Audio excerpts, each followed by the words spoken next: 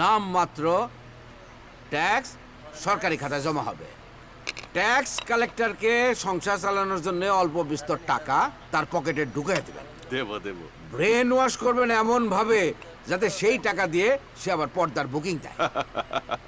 আর পর্দার দাম দর করার সময় ট্যাক্সের যে পরিমাণ টাকা দেওয়া হলো সেটা মাথায় রাখতে হবে এবং দামের মধ্যে সেই টাকা ঢুকাই দিতে হবে। ঢুকাই দিব। স্যার আসবো? আরে আসেন আসেন আসেন আসেন, এই আসে দে, হ্যাঁ এই, আসেন আসেন। আই শোন না, আসতে দে। এই ওঠেন, বসতে দেন। এই বালটা ওঠেন, যান।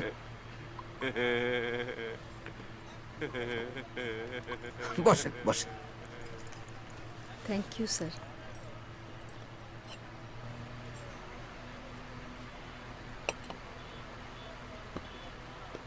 পর্দার দোকানে বসতে বইলা আমাকে ছোট ব্যবসায়ী ভাববেন না।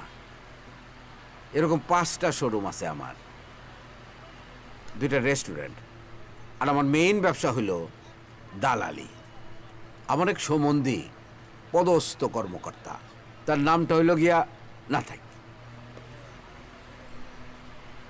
চা খাবেন না তো? জি না স্যার। চা না খাইয়া খাইয়াই স্কিনটারে এরকম সতেজ রাখছেন, তাই না? আমার স্ত্রীর নাকের নিচে ফোড়ার মতো কালো এত বড় একটা তিল।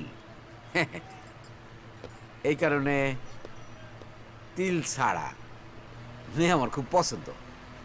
চলেন চলেন, আমার কাজকর্ম আপনার একটু ঘুরে ফিরে দেখাই।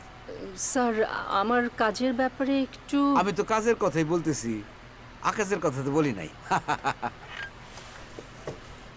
আসেন।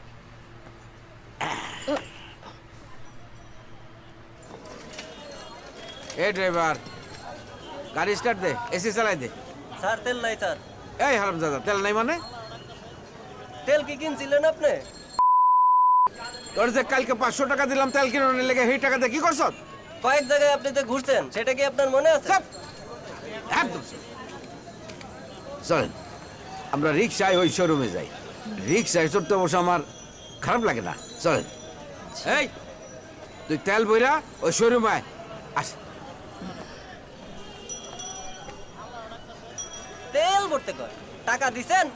টাকা টাকা কি আমার গাইডের টাকা থেকে দিমু? যত সব। আমি কিন্তু আগে সুদ খাইতাম না, সুদ খাওয়া হইলো হারাম। জি। কিন্তু যখন আমার অনেক টাকা হওয়া শুরু করলো, হ্যাঁ, বাসায় রাখলে তো মহাবিপদ। ডাকাতেরা এসে ডাকাতি করে নিয়ে যাবো। আমার বউ মানে আমার স্ত্রী বাপের বাড়ির জন্য টাকা সরাই ফেলে, বুঝতে পারছেন? তখন তখন আমি ব্যাংকে টাকা রাখা শুরু করলাম। এই হইল আমার সুদ খাওয়ার শুরু।